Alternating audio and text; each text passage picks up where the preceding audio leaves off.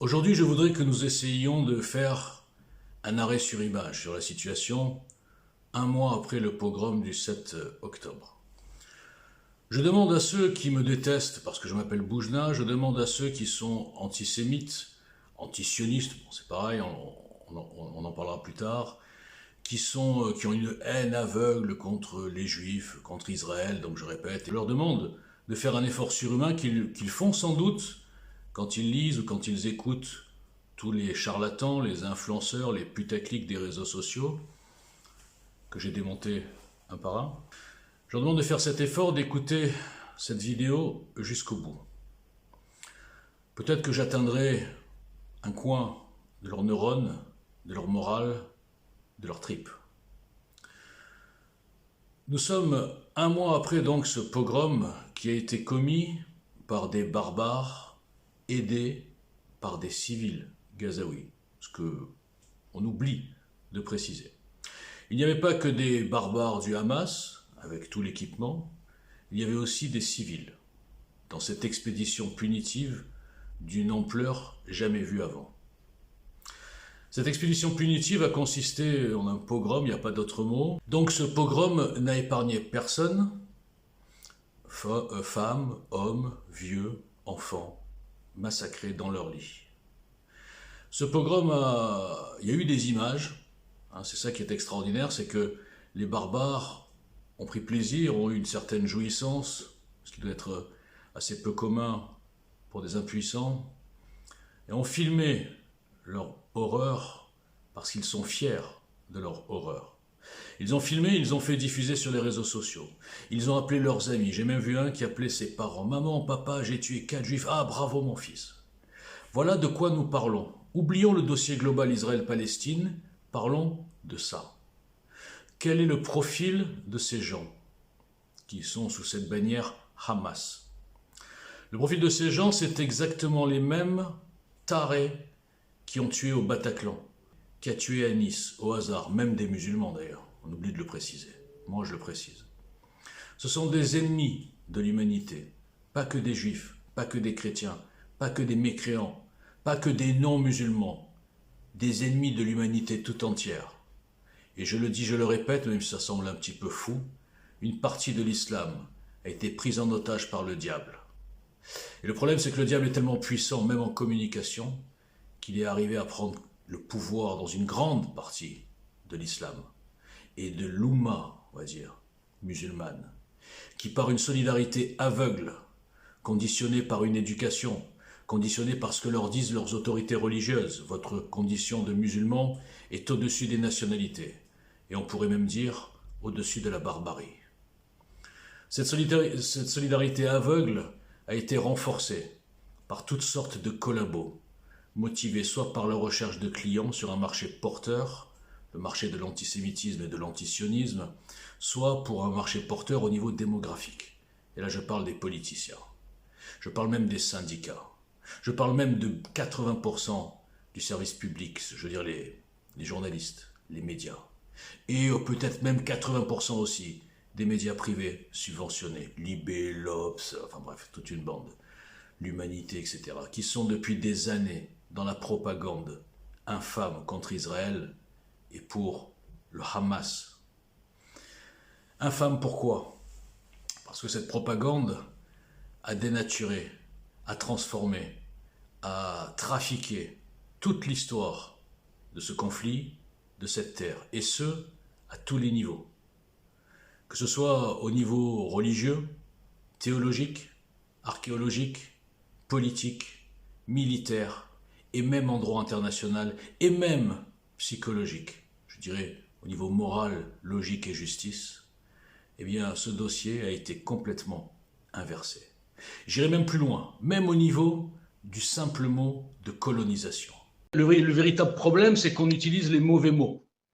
Cette affaire, depuis 1948, n'est pas une affaire de colonisation, mais une affaire d'une décolonisation, c'est-à-dire la destruction, l'effacement, la suppression du mandat britannique, transformé en un plan de partage avec 2 États.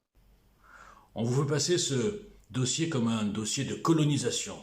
Les Juifs ont colonisé une terre islamique. Alors que ou la Palestine, peu importe. Alors que non. Les ignorants ne savent peut-être pas que le nom Palestine a été donné par les Romains en l'an 130 et que ça s'appelait avant Israël. Ces mêmes ignorants ne savent même pas peut-être que même au début du siècle dernier, le drapeau de la région Palestine, c'était une étoile de David. Ces ignorants ne savent peut-être pas qu'en 1850, ou je ne sais pas quelle année, il y a eu un recensement de la population et il y avait une majorité de juifs à Israël. Ces ignorants, on leur a dit que les juifs n'étaient plus là, étaient partis depuis des centaines d'années, qu'il n'y avait plus de juifs. Non, messieurs, dames, il y a toujours une présence constante entre 5 et 15% de juifs sur cette terre. Et ça n'est pas une colonisation puisque cette terre a toujours été colonisée jusqu'en 1948. Enfin, avant c'était le royaume d'Israël, après bon, ils ont été battus. Première colonisation, Babylone, bon peu importe l'ordre, hein, les Romains, les Turcs et enfin les Anglais. Les Anglais qui avaient ce mandat britannique, qui comprenait aussi la Jordanie. Hein, tout le monde l'oublie, la Jordanie, les Jordaniens sont des Palestiniens. Les Palestiniens sont des Jordaniens à 60%. On ne vous le dit pas. On vous a inventé un peuple palestinien qui vivait juste là, qui n'avait aucun rapport avec tous les Arabes autour, qui n'avait pas la même religion, qui n'avait pas la même langue, qui n'avait pas la même cuisine, qui n'avait pas les mêmes traditions, qui n'avait rien de commun. C'était un peuple, les peuples palestiniens. Et même quand Yasser Arafat ou d'autres dirigeants de l'OLP à l'époque et du Fatah le disent à la tribune, ils l'avouent, nous avons inventé ce peuple. Et vous savez pourquoi ils l'avouent? Pas parce qu'ils sont honnêtes, parce qu'ils voulaient dire, rappeler aux Égyptiens, aux Syriens, aux Jordaniens au niveau des pays, que nous sommes frères, que nous venons du même peuple, que nous sommes le même peuple, venez nous aider. Et personne n'a relevé cet aveu involontaire. Donc, pourquoi on peut inverser un dossier? Pourquoi je peux dire aujourd'hui que les colons de cette terre sont les Arabes? Parce que il faut juste enlever la notion d'espace-temps. Réfléchissez un petit peu. Vous, les Algériens par exemple, qui êtes fiers de vous être décolonisés de la colonisation française. La colonisation française a duré de 1830 à 1962, 132 ans. Est-ce que les Algériens, enfin les autochtones du coin, de 1830, étaient les mêmes que ceux de 1962? Non, c'était 3 générations, 4 générations après. Et quand il y a eu la décolonisation, parce que là c'était une vraie colonisation d'un peuple, les Français chrétiens, qui n'avaient rien à faire sur cette terre, eh bien vous vous êtes libérés et vous en parlez 70 ans après. Il n'y a plus que vous qui parlez de la décolonisation. Hein. Il faudrait mieux de vous occuper de votre pays de corrompu plutôt que de vous occuper de cracher sur Israël et sur la France. Bon, blague à part. Donc maintenant, enlevez l'espace-temps et dites-vous que ces 132 ans n'ont pas duré 132 ans, mais ont duré peut-être 1500 ans. D'accord? Je schématise. De 550 à nos jours, à 48. Eh bien, qu'est-ce que ça change dans le fond? Dans le fond, ce sont des colons qui ont colonisé une terre, d'accord? Et la décolonisation donc du mandat britannique s'est traduite par un plan de partage en 2 États. La résolution de l'ONU de 1947, vous connaissez sans doute même pas de quoi je parle. Parce que si on t'écoute, on a l'impression qu'ils sont venus, ils ont tout pris. Il y a une résolution de l'ONU, ils ne sont pas venus comme ça par le Saint-Esprit. Il y a eu quoi? Une résolution de l'ONU? L'État d'Israël est un État qui a été unilatéral. Aucun État, aucun pays n'a décidé qu'Israël devait avoir un État. Je le répète une dernière fois, l'État d'Israël est une création unilatérale. Voilà. Ni à l'ONU, il n'y a eu aucune résolution qui a dit qu'Israël pouvait avoir un État là-bas. Tu viens de te suicider en direct, non? Pas de plan de partage ni rien. Il y avait 15% de juifs, il y avait 85% de musulmans qui étaient sous domination, non pas palestinienne, la Palestine n'a jamais existé, qui étaient dans le cadre d'un mandat britannique. Mais si on t'écoute, toi, et toute ta bande de falsificateurs, il n'y a jamais eu de résolution de l'ONU, il n'y a jamais eu de plan de partage, il n'y a jamais eu de juifs dans cette région. Vous êtes des menteurs et vous avez la chance d'avoir des abrutis qui écoutent les plus nombreux. Terre de Palestine, qui avant était une terre où il y avait les juifs, puis après il y a eu les chrétiens, puis après Salah ad-Din a récupéré tout ça. Bon, ben les musulmans qui sont arrivés en dernier ont pris le contrôle donc de toute la région. Enfin, non, je plaisante, plein connaissent, mais enfin, il y en a qui l'ont oublié. Et donc ce plan de partage, partagé justement à 85% pour les Arabes, y compris la Jordanie, et à 15% pour les Juifs, cette terre, partager cette terre entre les 2 populations historiques et autochtones. Une partie historique, une partie autochtone. Eh bien, qui sont les colonisateurs, les impérialistes religieux qui ont refusé et qui ont tout de suite attaqué en cassant cette résolution? ce sont vos amis arabes qu'on vous présente comme des victimes. Ensuite, il y a un deuxième mensonge extraordinaire. Oui, parce qu'ils voulaient tout. Pourquoi ils voulaient tout? Vous comprenez, c'est pas une guerre pour avoir 2 kilomètres de plus, les frontières, ça ne va pas. Non, non, ils voulaient tout. En fait, vous soutenez la thèse selon laquelle il fallait finir la Shoah, exterminer les Juifs, les jeter à la mer et les laisser comme ils étaient avant, c'est-à-dire sans même un foyer national grand comme de Corse. Ah oui, pardon les enfants, j'oubliais votre côté humaniste, votre côté juste, attention, antisioniste. Donc reprenons le dossier à la base, 1947, nous sortons de la Deuxième Guerre mondiale, beaucoup de Juifs sortent des camps, et donc on ne sait pas où les mettre, c'est vrai, là c'est sûr que c'est pas où les mettre, on dit bon après tout, on leur avait promis un pays en 1919 à San Remo, si vous vous souvenez, la SDN, donc on fait ce plan de partage, mais alors... ça aurait été quoi les autres possibilités, des humanistes que vous n'êtes pas du tout contre les Juifs. Eh bien, ils sortent des camps et on leur dit, bah voilà, vous êtes 15% ici sur ce territoire, ok, ben on donne toute la terre aux Arabes. Donc on les met sous domination donc, du moufti de Jérusalem, qui lui-même était un ami d'Hitler et qui a suggéré la solution finale. On pourrait faire ça, comme ça on les achève complètement. Ou alors on leur dit, non, non, pas de pays, puis vous restez comme ça, et puis on recommencera, et puis ce sera n'importe quel autre dictateur, et puis partout vous serez des minorités, martyrisées, pogromisées, dépossédées, voire expulsées, et donc vous êtes tellement humaniste, et vous aimez les Juifs, j'ai compris, vous n'êtes pas du tout antisémite, que vous pensez que la justice aurait été que ce peuple millénaire sur cette terre n'ait pas de terre, et soit un peuple errant. Je pense que vous aimez bien le juif, le concept du juif errant, vous supportez pas le juif un petit peu autonome. Vous voulez l'autonomie pour tous les peuples du monde, sauf pour les juifs, mais vous êtes juste antisioniste. Même moralement, si vous détestez les juifs, ça ne tient pas debout. Vous ne pouvez pas vous regarder dans une glace en disant « je milite pour ça ». Je milite pour des gens qui assassinent des enfants au hasard et qui le font partout. Je ne parle pas des Palestiniens, je parle des islamistes. Je milite pour des gens qui sont armés par les mollahs iraniens, qui martyrisent leur peuple, qui ont tué 300 personnes dans une manifestation. C'est passé à l'as, personne n'a rien dit. Parce qu'il y a aussi cette solidarité infâme, toujours la même, entre musulmans. 400 000 morts en Syrie. D'accord? Combien d'enfants? Quelqu'un a traité Assad de nazi dans les rues? Est-ce qu'il y a des musulmans qui sont descendus avec le drapeau de la Syrie ou des islamistes, je ne sais pas qui, en criant Assad assassin? Ou Syrie assassin? Tchétchénie, 150 000 morts. Et les Russes, croyez-moi, ils ne font pas de détails comme les Israéliens. Combien d'enfants? Quelqu'un a crié Poutine assassin? D'accord? La guerre d'Algérie, bon ça c'est différent, c'était une guerre, on va dire, civile. Mais c'est pareil, 150 000 morts. Contre qui? Contre des islamistes. Et ces islamistes qui sont les mêmes que le Hamas que vous soutenez aujourd'hui. Vous êtes complètement lobotomisés, vous êtes dans une schizophrénie totale. Parce que vous avez été lobotomisé, je le répète, par 40 ans de propagande infâme qui a pu rentrer dans vos petits cerveaux parce qu'il y a 2 milliards de radioémetteurs, plus 1 milliard, je vous fais un prix d'ami, TTC, d'antisémites chroniques non musulmans, contre en face 17 millions. Et sur les réseaux sociaux, ça a explosé, l'antisémitisme a explosé parce que là, tous les radioémetteurs peuvent sortir toutes les conneries du monde. Et ils n'auront pas de contradiction. Puisque moi je fais partie des contradicteurs, où je mets tout le monde à terre. Mais comme avec EGL, où j'ai été suspendu, rendu invisible pendant 5 ans pour des raisons politiques, aujourd'hui je suis aussi rendu invisible, parce que les réseaux sociaux ménagent leurs clients. Depuis que je parle d'Israël, je n'ai plus de vues sur TikTok. Sur Twitter, j'en ai pas eu beaucoup depuis longtemps, mais c'est encore pire. Vous êtes tous, et là je parle aux non-musulmans, vous êtes tous soumis au mensonge, soumis à la facilité, de ne pas vous mouiller. On ne va pas prendre des insultes de tous ces islamistes et tous ces antisémites. Non, non, on ne va pas défendre Israël, on ne va pas défendre les juifs. Vous vous rendez compte que ce pogrom, au lieu de provoquer un élan de sympathie et de compassion envers le peuple juif, a fait exploser l'antisémitisme. Vous êtes tous devenus fous. Vous connaissez ma légende, pas ma légende, vous connaissez ma maxime, juger c'est comparer. Imaginez l'inverse. On comprend tous les dossiers quand on inverse les choses et on comprend où est la logique.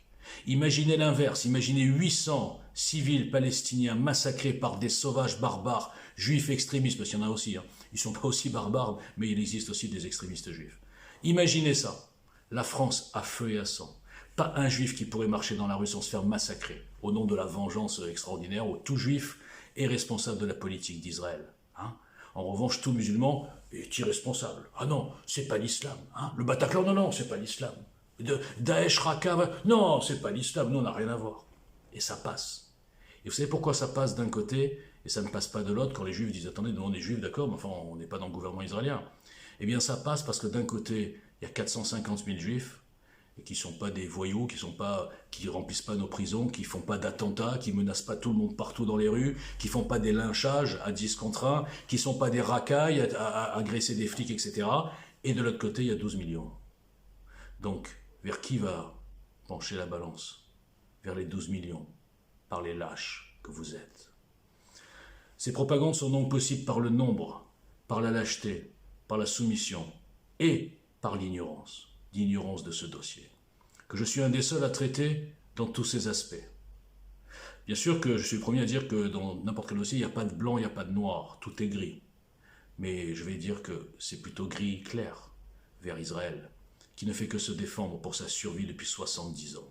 Un pays entouré de millions de gens qui ne veulent que sa mort, plus presque les 2 milliards dans le monde entier qui vouent une haine tenace à Israël parce qu'on leur a dit qu'on leur a volé leur terre. Cette terre n'est pas islamique. Cette terre est juive et chrétienne. La légitimité de l'islam ne tient que sur le rêve du bédouin prophète, sur son bourak qu'il allait à Jérusalem. Ce prophète est mort en 632. La mosquée Al-Aqsa a commencé à être construite en 680. Et certains sur les réseaux leur disent, pour bien exciter les gens, le prophète a dit, protégez les Palestiniens, protégez la mosquée Al-Aqsa. Ces imams de malheur, pas tous, ceux-là, ceux qui diffusent la haine, dernièrement celui qui a diffusé le ladite, qui appelle à tuer tous les juifs, même derrière une pierre, sont des diables, font du mal à l'islam, et malheureusement, ont de l'impact sur les gens, je le dis comme je le pense, qui sont malheureusement ignares sur ce dossier et qui ont avalé en bloc toute cette propagande, qui ont avalé en bloc ces écoles à Gaza et partout, même dans d'autres pays musulmans, où on apprend quoi? À tuer du juif. À 5 ans, on les voit avec leurs bandeaux, ils s'entraînent à donner des coups de couteau. Après, ils disent, madame, ça vous plairait que votre enfant, un bébé dans les bras, j'ai vu ça, c'est hallucinant. أنا مش قادر أفهم هذا ليه؟ هذا أنت أبوها سوي من اليوم والله؟ قديش عمرها؟ سنة وخمس شهور سنة هي حماس؟ طبعا دمها أخضر بسألك مرة ثانية إذا فقدت بنتك هذه الحبيبة لطيفة إذا قررت بدها تفجر حالها أنت بدك تكون فرحان؟ أنا بدعمها وبأيدها بهذا الموقف عن جد Que votre enfant devienne un martyr. Ah oui, bravo, c'est ce que je veux et tout. Voilà à quoi ils éduquent leurs enfants. À tuer, à mourir pour une cause qui n'en est même pas une. Ils ont 70 ou 80% de la planète, j'exagère à peine, en superficie. Mais ils veulent ce bout de terre.